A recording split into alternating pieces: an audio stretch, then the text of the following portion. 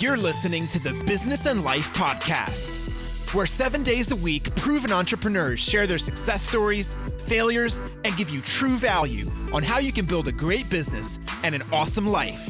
With your host, Mike Olivas. What's up, guys? This is the best of episode. This is a great way for you to get the best advice for some of the best entrepreneurs out there. So if you love what you hear, make sure you go back to that episode. So they're all in order for the week. If you like Soundbomb number 1, go back to that episode on Monday. If you resonate with that interviewee's advice on number 3 Soundbomb, then go back to that episode on the Wednesday prior and listen to them in depth and hear their business and life story.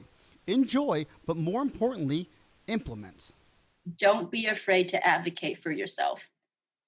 Polite society sometimes tells us to shut up and not say anything, but when it comes to your own business, when it comes to protecting what you've built and what you've worked hard to build, don't be afraid to call people out if they are hurting you. Don't be afraid to ask the tough questions and to take, and to not accept the tacit answers because you know in your heart that that's not enough. You gotta be a fighter. And, when I was in elementary school, there was a saying on the blackboard that I always remember. And it basically says, it's silly and it's cliched, but it actually makes sense, but it actually is true. And it basically just says, walk your own path, because the man who follows someone else's footsteps will never leave his own footprints. I think that every business should be focused on profit margin above everything else. And the only category of business that shouldn't think like that are the ones that are properly externally capitalized. So if you have enough capital to grow, go for your eyeballs. If you don't, and you don't allow margin to rule the day, you're going to run out of cash. You're going to commit your own level of business death. And that's why 80+% of companies never see their 5th anniversary, is that their runway for growth has been exhausted by them choking their own cash flow because they put gross revenue above margin. And I'll tell you, if anyone hears me at every stage of your business, until you have a sufficient capitalization, it should always be margin. I would tell them to do as many uncomfortable things as they could possibly do to allow themselves to get comfortable doing that. I always tell people all the time, I say, listen, if you can get a 16-foot, 30-foot, 40-foot ladder, be very careful as you climb up it, go all the way up to the top and take it to the very, very, I'm saying take it to like the most busiest place you could possibly take it to, where there's so many people, and then get to the top and then start singing Whitney Houston, I Will Always Love You, at the top of your lungs as loud as you can in front of everybody while waving at them, standing in your underwear. That is extremely weird, extremely uncomfortable. If you could do it and be cool with it, you'll be very successful. Times are going to get tough when you're an entrepreneur or just generally in life. And I think the strong thing is make sure you've got a really strong plan.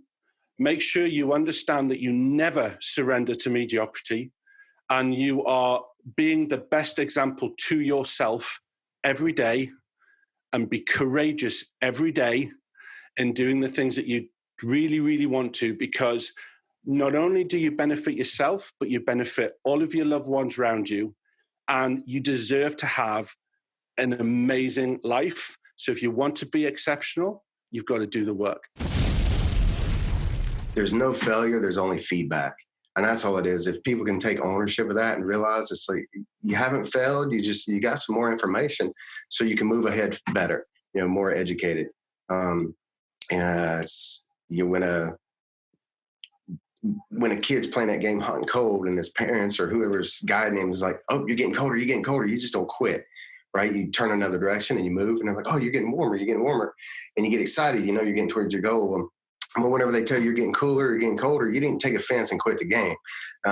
You look for another way, and somewhere between childhood and adulthood, that gets beat out of us. And to where when we get that feedback from the universe or whatever, we just get that obstacle and we're just getting a little colder. Instead of changing direction and moving forward, we give up and we say, oh, I failed. And we take it as I'm a failure. And that's a myth. That's only, it's only failure if you quit. But yeah, everything else is just feedback. So you either win or you learn, as John Maxwell says. Make sure that you know unequivocally what problems you solve for people and what the likely outcome is that you deliver for them. Because if you can articulate that, if someone understands, here's the problem they solve for me and why it matters, and here's the likely outcome if I work with them, then you'll never feel like you're selling a day in your life. You'll just be solving challenges for people. And your clients don't think, like, for example, when I get together with my clients, they fight me because they want to take me to dinner because they're appreciative for what I did for them. And it doesn't mean I'm not appreciative for them, right? But it doesn't feel like a client-vendor relationship. It's more like, hey, this is my ally who helped me get there. And every one of your listeners can achieve that same level of respect from their customers. Life Nation, you got to remember that in order for things to change, you must change. And in order for things to get better, you must get better. You just got better by hanging out with me, Michael Libas, and the Business and Life Nation. So come back tomorrow because I'm here dropping sound bombs 7 days a week, baby.